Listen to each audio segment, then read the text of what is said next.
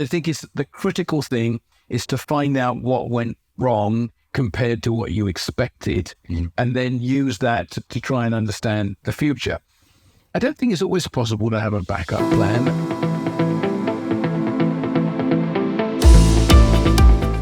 So welcome everyone to this edition of Smarter Sourcing. My name is John Pavia, and I am here in Boca Raton, Florida at the CAGNY conference, the Consumer Analyst Group of New York. And I happened to run into a good friend, Ray Silcock, who was CFO of a bunch of companies. I'm going to let him tell you about his career as a CFO at several different companies, including U.S. Tobacco and A&P Stores, which I know there's the parent company name. But I thought it would be a great opportunity to talk to somebody who has been the senior financial executive at a number of companies, both public and private, and his experience with sourcing, procurement, supply chain, and to get his perspective on that. So Ray, thanks so much for joining us today. This is really cool for me to be able to sit down with you. Good to see you. And so before we get into everything, why don't you give, and this could eat up the whole half hour, probably an hour and a half of your background, going from school through your different companies that you were a CFO. Well, I grew up in the UK, as you can possibly tell.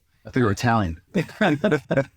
I lived here I joined the Franklin Mint in the UK, and that international division was headquartered there. Franklin Mint was a manufacturer of commemoratives and gold coins and gold medals. One of those companies that you say, how did this company make? I mean, but you told me once before, you'd be surprised at the people around the world who want these commemoratives. Yes, it's a particular trait that some of you have, and I worked for them in the UK for a couple of years, and they decided to move in 1977. They decided to move the international headquarters, which was then in London, to the US, and they asked me if I would go with them, and I agreed. They took about 10 or 12 people.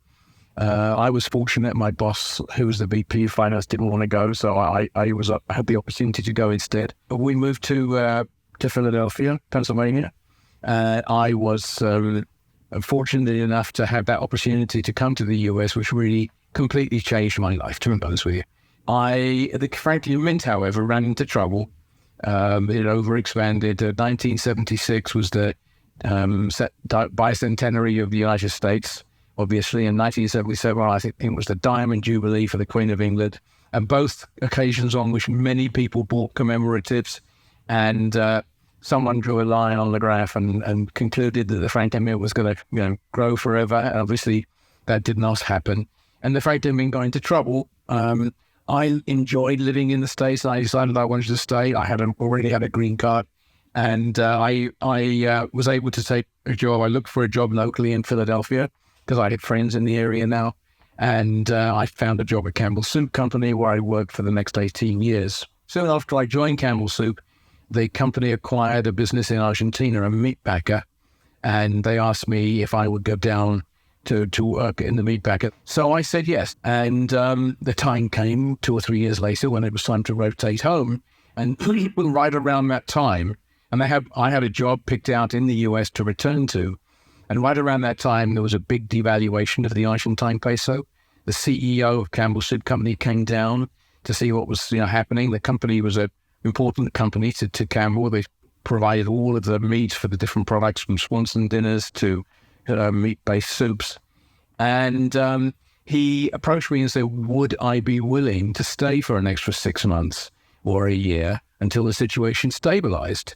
And he said, what would it take for me to do that? So I told him that I wanted to go and do an MBA. And I should explain that I left school when I was 16 and I didn't have an undergraduate degree. But he said, well, I can't get you in. I said, I know. Will you write me a letter of recommendation and will you pay for it? He said, yes, that's the deal. So we came back I eventually, a year later, came back to the US, and I looked around for a job, and I found a job in a division, the beverage division of Campbell Soup, that was being run by a man who, until about a year or two prior, had been a tenured professor at Wharton. He made a few phone calls, and a couple of days later, I got a phone call from Wharton saying, come back and talk to us. So they told me that if I scored in the 95th percentile on my GMAT, they'd let me in.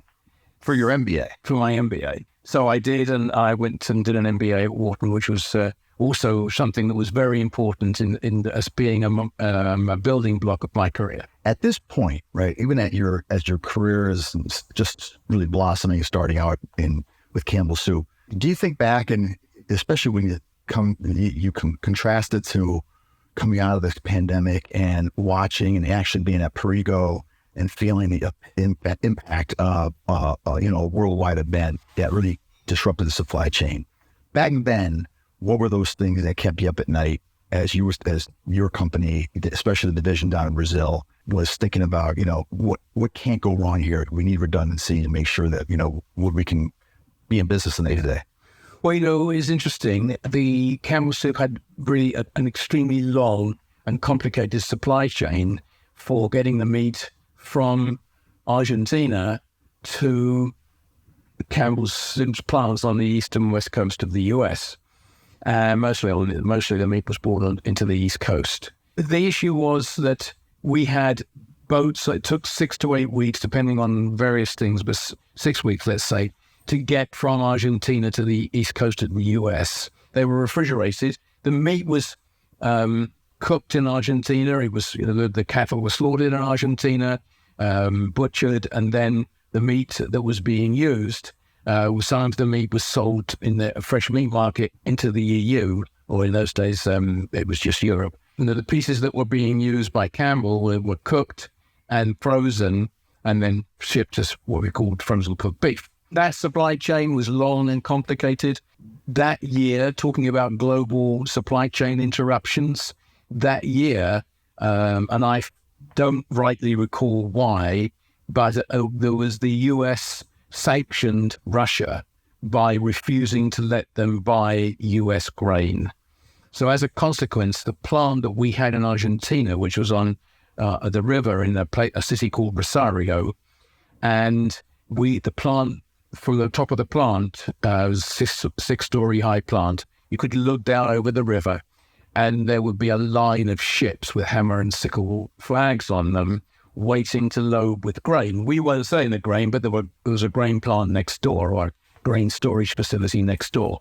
So it was a constant worry that we would be able to, make those ships, or get that whole supply chain had to be exactly right. Otherwise, the plants in the US would wind up with insufficient product, or potentially we wouldn't have sufficient storage for the frozen cooked beef, which obviously had required specialized storage. So that was our biggest concern, quite frankly. Well, maybe not our biggest. Our biggest concern was the volatility of the meat prices in Argentina. Fluctuate from day to day much more than they do in the US. We had buyers in the markets, the Argentine markets called linear.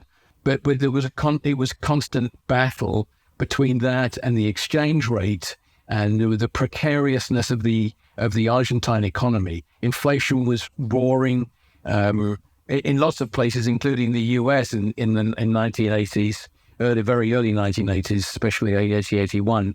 But Argentina, the inflation was such that in the restaurants, they didn't have prices on the menu. They printed the menu up with a little flag beside where the price should be.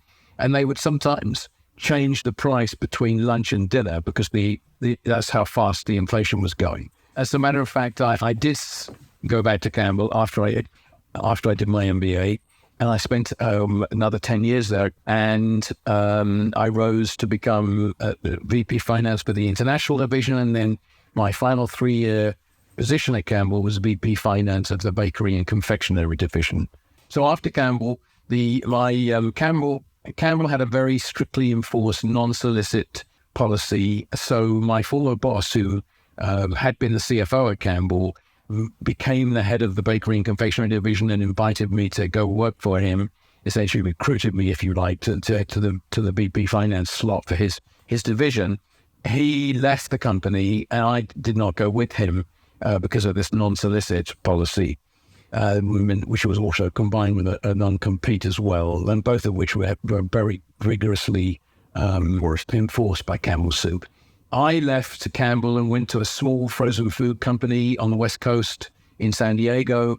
I spent a year there as the CFO. it was actually a transformational year. That business was interesting from a supply chain side. The biggest challenge we had was that it was a small company, but it had maybe $100 million in sales.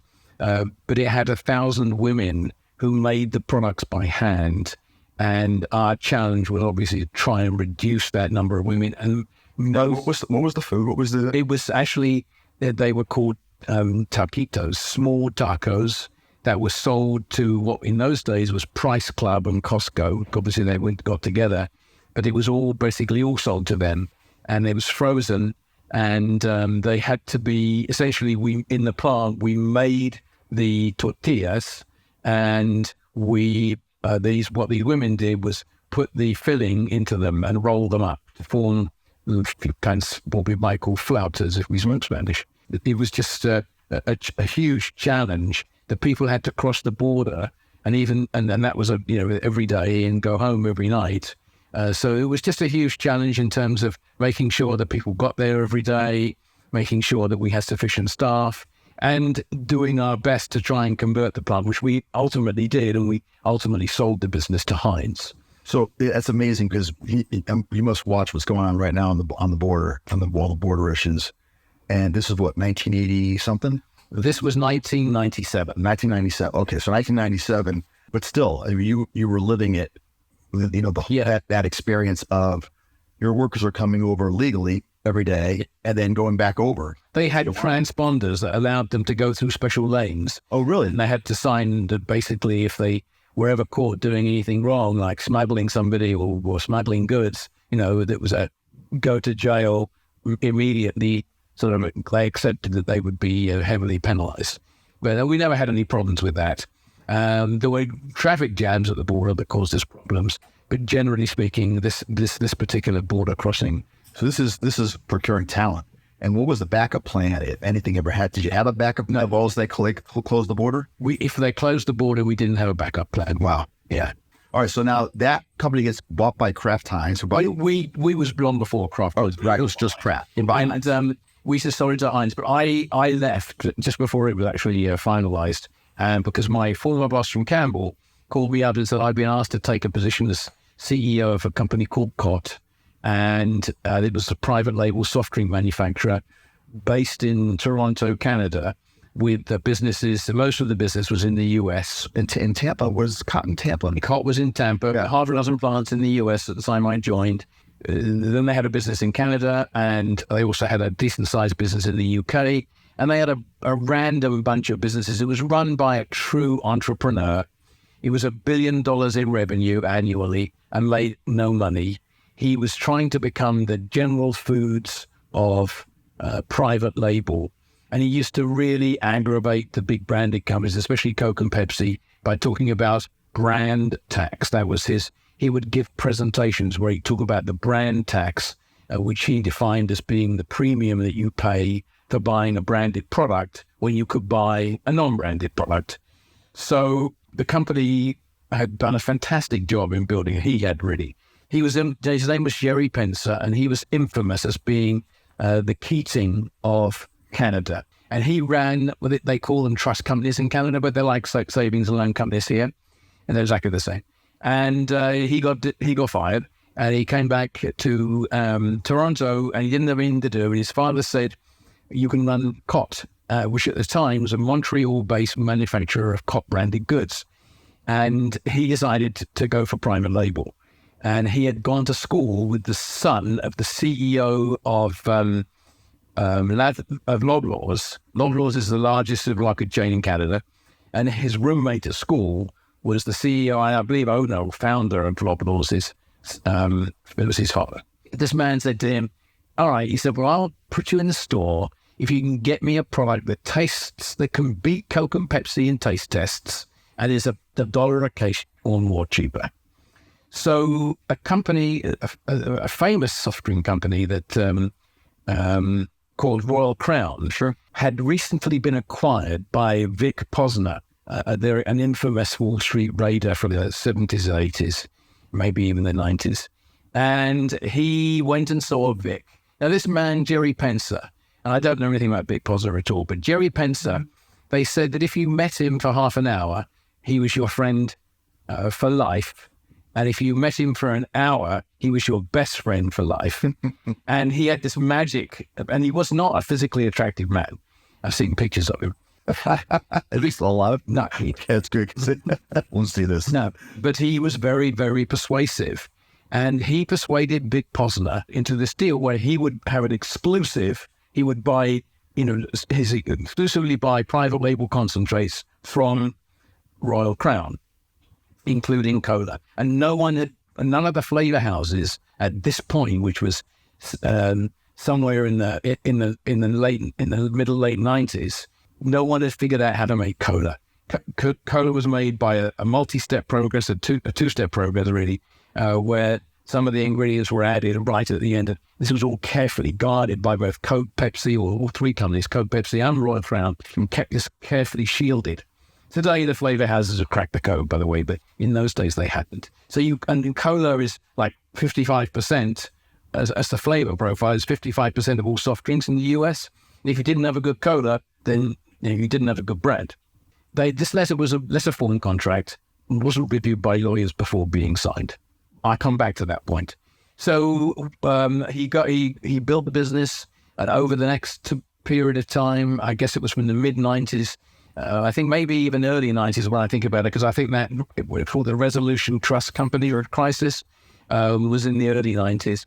And he was able to build this company such a large size that the cot became somewhere in the order of 75% user of all the concentrates being made by Royal Crown. Mainly cola, because cola is a big one anyway, but all the other concentrates too, other flavors. He died. He first of all, Jerry Pencer had brain cancer, and although he thought he'd recovered, and he was infamously appeared on stage in a Superman coat saying he'd beaten his cancer, in a Superman cape saying he'd beaten his cancer, he succumbed to the disease, sadly. I never met him in person because he'd gone. And that's when Frank Wise, the CEO, the man who I'd worked for at Campbell Soup Company, he took the job, and he called me and said, would I come with him? And I said, well, can I live in Philadelphia? He said, well, I plan to. So I said, yes. And we lived in Philadelphia, and we commuted. This is pre-9/11. It was a bit different after 9/11, but pre-9/11, I could leave my apartment in downtown Philadelphia at 5:30, be on a 6 a.m. flight, and be in my office in Toronto at 8:15. Let's say that became much more challenging after 9/11 and the security check-ins and so forth. And then cot became huge with cot water, didn't it? Well, that's after me. So I was there from 1998 until 2005. Okay. And quite frankly, we resisted water because water wasn't profitable. Nestle made branded water, and they could put their water. They had 5 plants in what they called the Smile around in the United States, starting off in the Northeast and going around into the West Coast. And they could put water into stores cheaper than we could put it on the floor of our plants. I see. Because they just had these massive plants, and they took in the granules for making the plastic components, and they turned them into the bottles and the caps, and then they filled them with water from their spring that was underground at the plant or nearby. It was just a fantastic, smooth operation. So I want to go back to the cola part, right? Because you're in competition with Coke and Pepsi. They probably hate you guys, right? At the time. Yes. Right. So in a situation like that, how are they trying to impact your business, or did they try to impact it negatively with driving up prices of some of your core components that go into your product, or what are the things that? I don't think they ever did that. No. I don't. I mean, I never observed them taking any action like that. We sold 2 liters at that time. The 2 liter was the big container, and at that time we had 2 liter, I think, at 79 cents.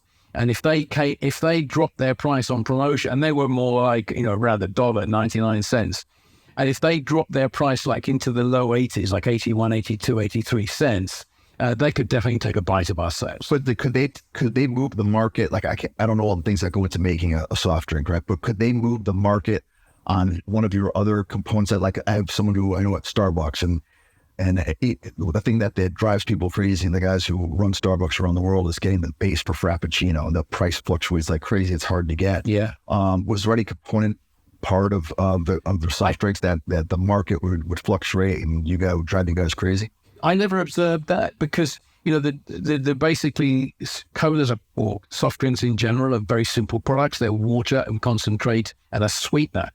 So the dirty secret of soft drinks is that diet soft drinks are cheaper than sugared ones, at least in the US, because the price of sugar is kept artificially high in the US, and the price of sweeteners is not. It's relatively a lot lower. So diet drinks are much more profitable for soda companies than the full sugar ones. So let me ask you this question. So now how long are you at Cotton now? How long does that go on before you make your next move? Yes, 7 years. Okay, and what's the next place you go? Is that where you go to U.S. Tobacco? No, that's where I went to Swift. I went back to the company called Swift, which is the company I worked for in Argentina. Yeah.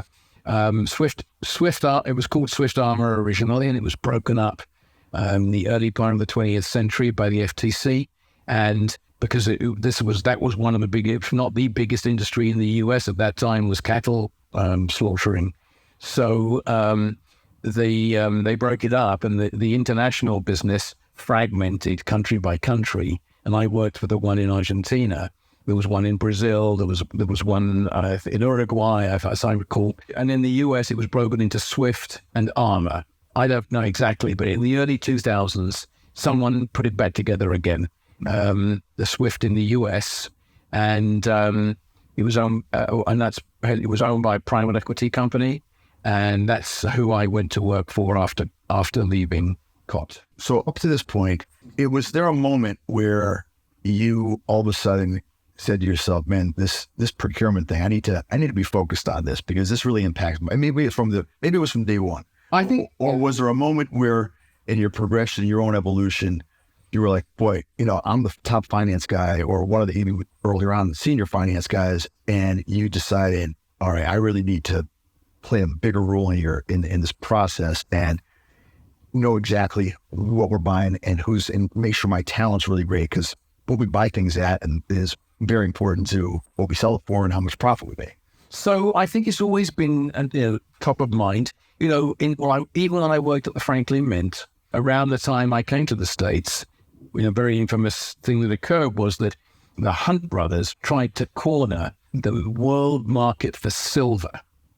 And although the Franklin Mint sold a lot of gold, generally speaking, it wasn't solid gold. It was what they call vermeil, which is gold-plated silver. So they can still say it's precious metal through and through, because silver's a precious metal too, but obviously a fraction of the cost of gold. And the Hunt brothers managed to bid up the price of silver to heights that I think have never been seen since. And then it all collapsed because corners are very hard, and there happens to be a great deal of silver in the world. And they were unsuccessful after that. They, I believe, lost quite a lot of their fortune as a consequence of that effort. Wow. But that really affected the profitability of the Franklin Mint when I was there. And I was firsthand involved in understanding that I wasn't involved necessarily in fixing the problem if there was a fix, but I was involved in analyzing the impact of the rising price and understood what it was doing to the Franklin Mint's margins. And Franklin Mint was a public company. Sure. You go back to Swift. I go back to Swift. Yeah. I got hired by the CEO and by the private equity firm that owned it. What was the PE firm? Do you remember? Hicks Muse. Okay. What year is this around? This is 2006, I believe. Yes, it was. It was 2006 because that's the year I got married. And my wife had taken a job, and she, with Morgan Stanley, she was in New York, and she had to give the job up because we moved to Denver, because that's where Swift was headquartered, just outside Denver. So we lived in Denver. They warned me when John was interviewing that they were under observation by the SEC. No, by ICE. And so inside meatpacking plants is basically a completely Spanish environment, right? Spanish language environment. And because nearly all of the people, we actually played reasonably well. You could, I don't know the average for all workers, but if you worked on the disassembly line, if you worked on the butchering line, the disassembly line, it's a very unique product. And I knew a lot about it from my years in Argentina, which is why they wanted to hire me, rightly. On the line, on the actual, where the cattle are butchered, it's very hard work. But you could still make at that time, you could make $40,000 a year. And this was in the early 2000s. And that was a decent living wage, especially because the meatpacking plants were generally in remote country areas where the cost of living was relatively low. And so I think, it was a good job for those people. But how long did this stint go at Swift that you were with them for this? Oh, I was there for about 18 months, but we sold it. So what happened was they told me they were under suspicion, and I told the board, well, we have to fight this. I mean, you can't just lay down and let the federal government come roll over. They were said, we'll come into a couple of your plants and we'll take people out that are illegal. And then when we pushed back against this, it actually wound up in federal court. And the judge eventually ruled against us and said, no, it's a police action. So the federal government doesn't have control over police action. That's a state issue. And so I don't recall exactly what the reasons were, but there was a judge said it was a police action and they couldn't do anything about it. What they did was very clever. They claimed there was criminality involved. So in other words, like they were hiring criminals. So finally, when we got into court, the company said, well, what's the criminality? Because they wouldn't tell us what the crimes were. And the crime was people were using fake social security numbers, which obviously is a crime. But we said, well, you point out the people that were using fake socials, we'll let you arrest them and take them away. But we used, I forget what it's called now, they have a system, which is the name of which is escapes me, but we used that system, their system, for checking to see if people had their proper social security number. But the trouble is, you could have more than one job, and lots of these people did have more than one job. And lots of people generally, by the way, in having more than one job, right? And so their social security number being used doesn't tell you that it's not available for use, if that makes sense. Because people would have other jobs with it. So one day they came in and raided our plants, and they took out from one of our plants, especially the plant the one actually close to our corporate headquarters, just outside Denver. There was a plant in Greeley, Colorado, and they took out so many workers that we had to shut a shift down. And the plants are a big capital asset, obviously. The work is, whilst not fully skilled, is a semi-skilled role. You can't take someone off the street. Someone's got to have some experience. It's not, as I say, it's not classified as skilled to cut the meat up. Maybe it should be, but it's semi-skilled. It takes time to learn. And when they took all these people out, we lost the ability to run the plant for 2 shifts a day. And that seriously impacts the profitability of a meatpacking plant when it can only be run for 1 shift. Because we've got this big capital asset sitting there that you've got to maintain. So we decided to, instead of what we were trying to do, which is turn the company around, and it was a big company. We had plants in Australia as well as in the US. We had about 20,000 employees. So it was a pretty decent sized company. Big company. Yeah. And we sold it eventually. It was when we sold it that I moved to US Tobacco. So if someone said to me, okay, so here's Ray's resume and here's his different jobs that he had and here are the different companies, from a procurement standpoint, and I'm saying procurement in all the different things you need to be focused on, because there you have the core product, and then you have lots of distribution, packaging, marketing, the whole thing.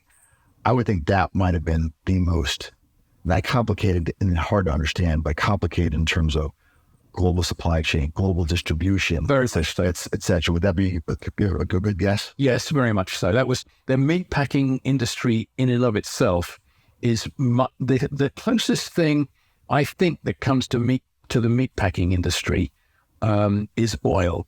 where you sell oil by cracking it into different fragments, right? Into different products. Where you go, using oil, you diesel, some, bunker for them, and etc.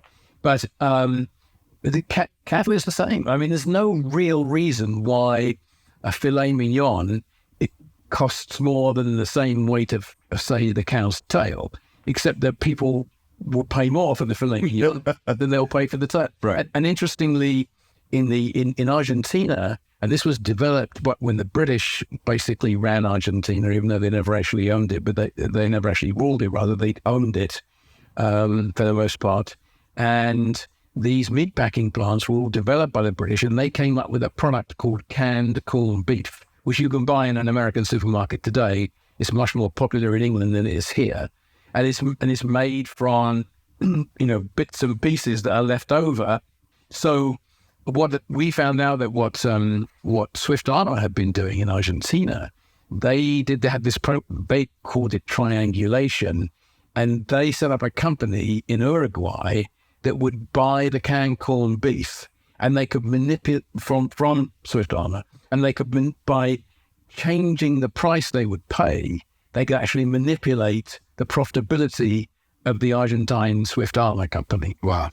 So it's not as easy here. We have a different mix of products that come out of the American plants. So in that industry, it really was the essence of the product at the beginning was less expensive than the sum of its parts, right? Sometimes you took the animal apart in order to get value. Yeah.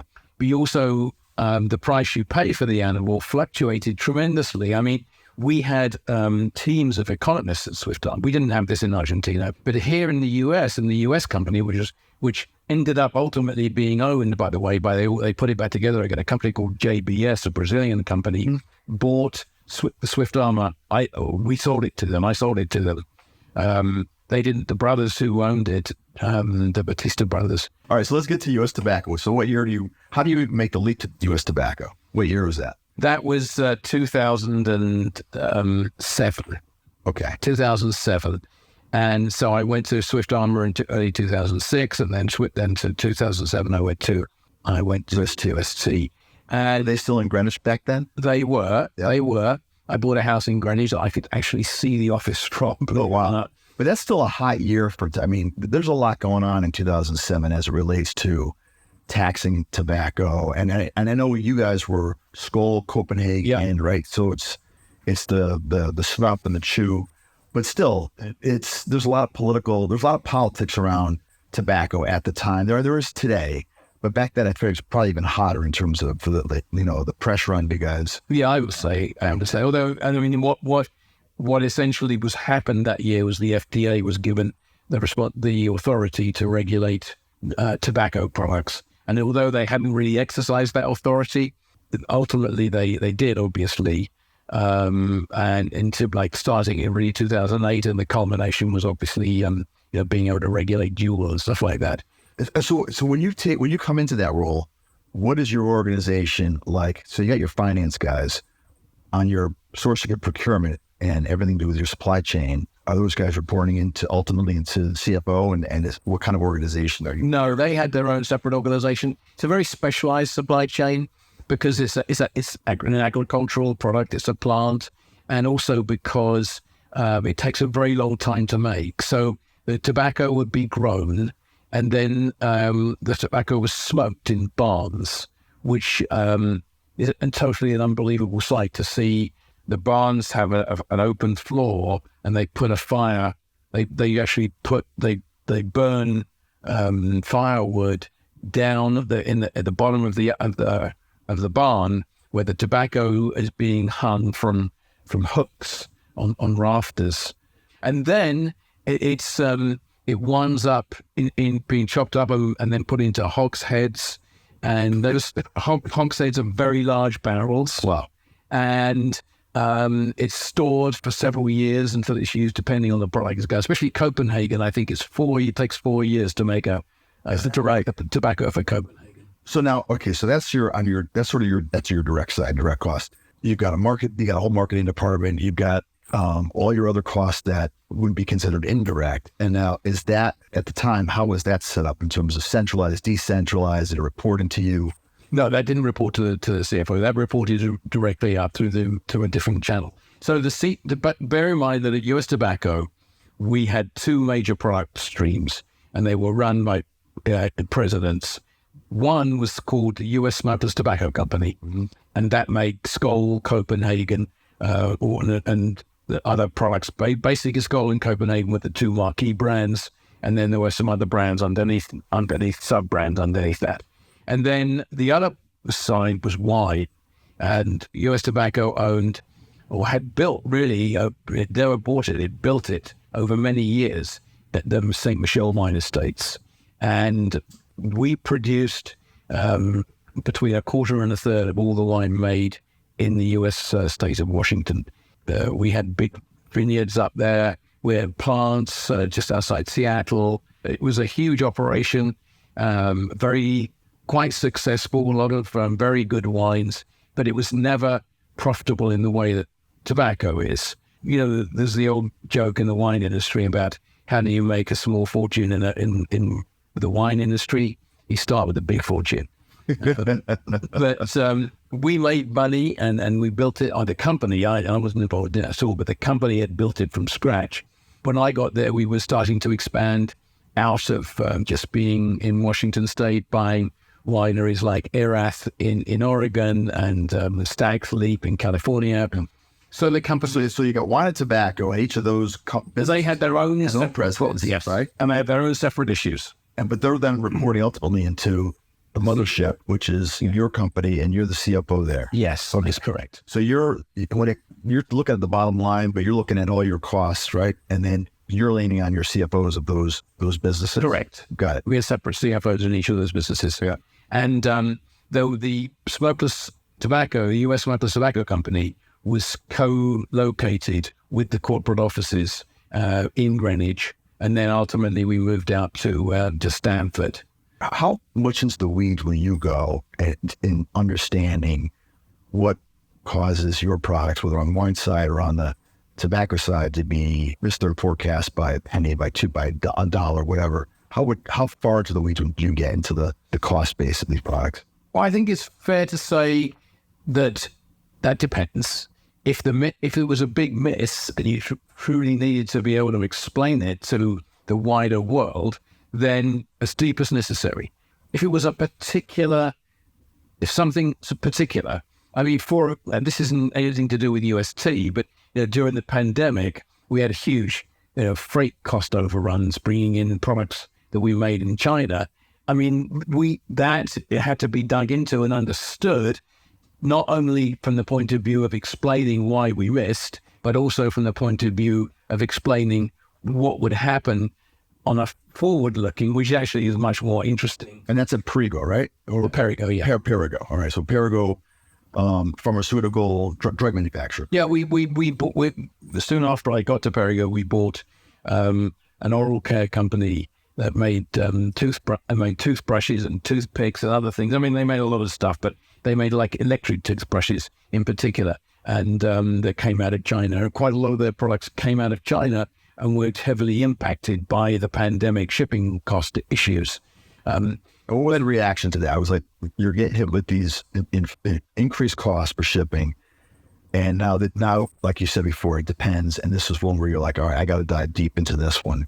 What was the, okay, here's the plan. Here's how we're going to either mitigate or correct this. Then I would sit down probably with the CFO of the individual business and say, okay, explain to me, give me some examples I can use. What the shipping cost of X is gone to Y, and what does that mean? Can you tell me how much it costs to ship a container? Can you tell me how much it now costs to ship it? I remember some of the numbers. I mean, they were extreme numbers. Like the cost of shipping a container at one point went from like $6,000 in 2019 to like $26,000 in the middle of the pandemic, a year later. So those numbers are isolated examples. But yes, the understanding the real guts of that was critical to being able to explain it. And being able to explain it was critical to being able to ameliorate the impact that the bad news had on the street and the company's stock price, and also being able to say, well, it might be 26,000 now, but we can already see what it was in the last quarter that I'm explaining to you, but it's already changing. It's going, hopefully it's going down. It was going down. There was a real peak, if you recall, in that sort of it was actually, in that world. It didn't come down right away. No, but it isn't completely down now. No. But so right now at this conference, I was just talking about, with the CFO of one of the largest food companies in the world, and we're just downstairs having a cup of coffee.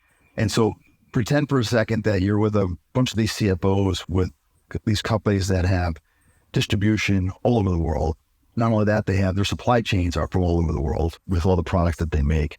And you're sitting down with them and they say, so, what's your advice on staying ahead of these issues, or at least not trying to mitigate those amount of times where something happens in some far off place of the world, the Red Sea, China, wherever, and it's going to impact us on our products from the guy who's in the chair, the big chair, from the CFO standpoint. What's your advice on how do you stay ahead of those things? What would what's one guy tell me the first thing he does in the morning, he goes to the Wall Street Journal. He wants to know what's going on around the world. It was the chief procurement officer of a very large company. And he said he wakes up and he's with a company that if there's something that's blown up on the other side of the planet, it can very well impact the price of their product. So he's really always building contingency plans for that. What would your advice be to those kind of CFOs of those kinds of companies? Well, I think first of all, finding out what's going on is the key, right? So and the way you do that is starting off by understanding, what happened. So why did the shipping costs? Well, first of all, the shipping costs went up. How much? What was the impact of that particular thing? What else went up? And were there things that offset it? Did something else happen that would offset some of that cost? But the real key to being able to predict what's going to happen, which is after all what we're really trying to do, is to figure out what's going to happen in the future so that we can take steps to avoid it by buying it from somewhere else, shipping it by a different way. So you're talking about redundancy and always having a backup plan? Well, I don't think it's always possible to always have a backup plan. And let me come back to that in a minute. But I think the critical thing is to find out what went wrong compared to what you expected, and then use that to try and understand the future. I don't think it's always possible to have a backup plan. I mean, at Perrigo, for example, we had joint venture in China making some pharmaceutical ingredients. When we owned those joint ventures, they represented investments that we had made, and finding a way around, especially we were contractually obligated to buy some of the stuff, perhaps. It's not easy just to say, okay, we're going to have a separate source. You can develop one over time, and maybe, but there again, it comes down to analyzing what has happened so that you can understand what caused whatever the impact was. And that's the case where you develop an alternative plan, or a plan B if you want, to get around it. I don't think you can start off. That's my experience. It's very hard to start off with an assumption that something is going to go wrong, because of course there are tons of things that can go wrong. But having a plan continuously for things going wrong, to me, it could be something that you cause to happen if you're not careful. Yeah. So these conferences, like you told me that you'd come to the CAGNY conference and to other conferences. Yes. Did you enjoy coming to these conferences? Did you learn stuff also, or was it just one of those things where you knew you were going to get 1,000 questions from 100 different analysts? I think that certainly you're going to get 1,000 questions from 100 different analysts, that's for sure. So being prepared by understanding what's happened, and being able to explain the consequences, positive and negative, of the various changes is crucial. You have to understand it.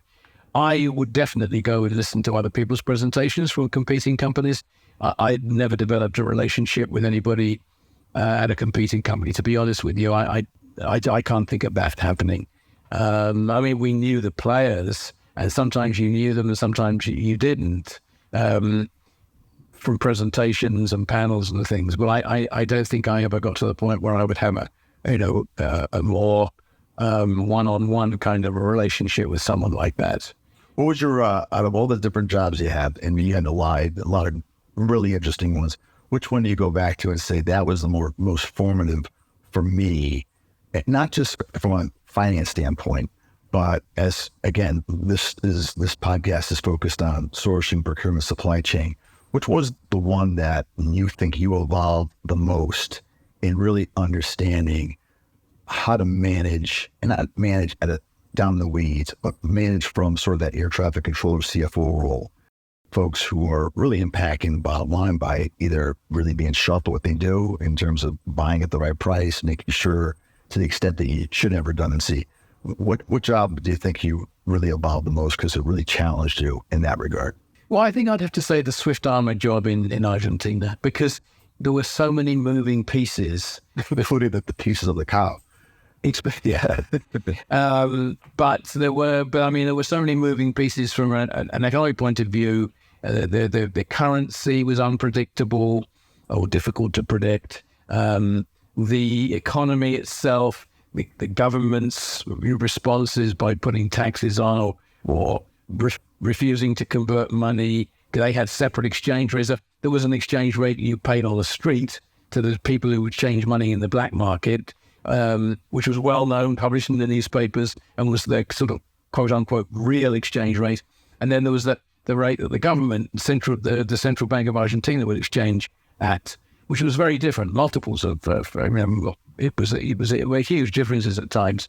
That caused the price of cattle to move. Government policies changed all the time, and I think that combined with the relative, especially when I was young. When I was in Argentina, I was in my early 30s, late 20s and early 30s during my tenure there, and it was hugely both challenging, but also a time when I think you learn and absorb more because you haven't seen as much in your career up to that point. And quite frankly, just living in Argentina is almost like an economic awakening or education, because it is such a dynamic economy, that not using the word dynamic to mean that it moves around all the time, not implying that it's a great economy. It's obviously a miserable economy for the people who live there. So AI had not yet really impacted your business yet? No, it really hadn't. No. What do you see now? I mean, because I'm downstairs at a lot of these sessions. It's amazing to hear. They're all trying to figure out. They're all using AI. They're all trying to figure out how best to use AI, how to get a competitive advantage. But it is fascinating that hear this common theme amongst very large companies who are in the CPG consumer staple space, them really still figuring out their strategy and how they're using AI.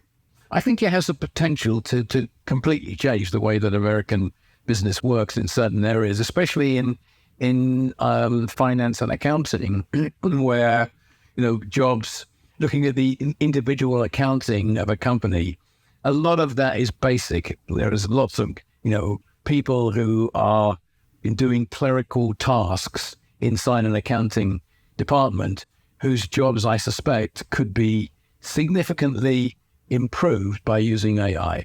And obviously, ultimately, headcount reductions result from that. I don't find that scary. I mean, I think that, advances of this type happen every so many generations, and it's not going to result in people not having any work to do, in my opinion. It's going to result in people having better work to do. The people who made, fabric by shuffling by hand, thought that their lives were going to come to an end in the 17th century when the mechanized looms were invented, and they called the Luddites tried to destroy mechanized looms. This is a historical fact. And yet today, there's more people than ever work on in the industry of making fabric, but they're not doing the backbreaking work that they were doing 300 years ago, 400 years ago. Although the direct effects of AI are going to be felt in clerical work and other things, I think the biggest potential for AI is in autonomous driving. And I think that autonomous driving will come first, or to true autonomous driving will most likely come first to trucks, where, first of all, trucks are fairly new. There's not, the average age of a car in the US is around 12 years, I believe.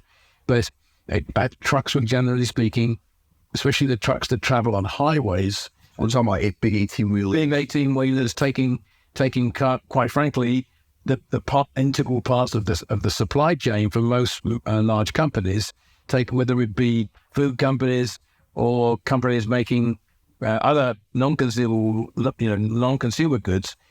Trucks are an integral part of the supply chain, and if we could figure out, for example, a way to have maybe a segregated lane and the driver could go to sleep while the truck was being driven across the US, as opposed to having to park and put the truck out of use for 8 hours while the driver catches up on his legally mandated sleep or rest period.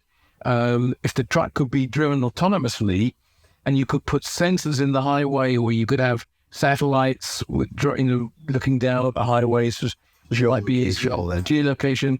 And there's a shortage of truck drivers. There's a huge shortage of truck drivers. They're talking about, if they haven't already done it, licensing 18-year-olds to drive 18-wheelers, which is just so scary in terms of road safety. And so if they could, I think that this is a major opportunity to be able to reduce supply chain costs. Transportation costs are a significant part of supply chain costs. Reduce supply chain costs, make the roads safer. I'm sure you have to see harrowing pictures of FedEx and other companies' trucks, crashing into over vehicles. I mean, this is I don't have statistics in my head at all, but I'm sure that making the roads safer by making trucks safer would be a huge step forward, and a very logical way, because there aren't enough truck drivers. You would not be displacing people from work, and you would be reducing costs for the consumers across the country. We could go on for another 2 hours here, 3 hours. We're going to get a break. It's been great visiting with you. I'm so glad the conference was here, because I know you're right down the road. Thanks for doing this. I really appreciate it. I hope you had a fun time. I did. For all you who tuned in, thanks for tuning in, and we'll see you on the next episode of Smarter Sourcing. Thank you.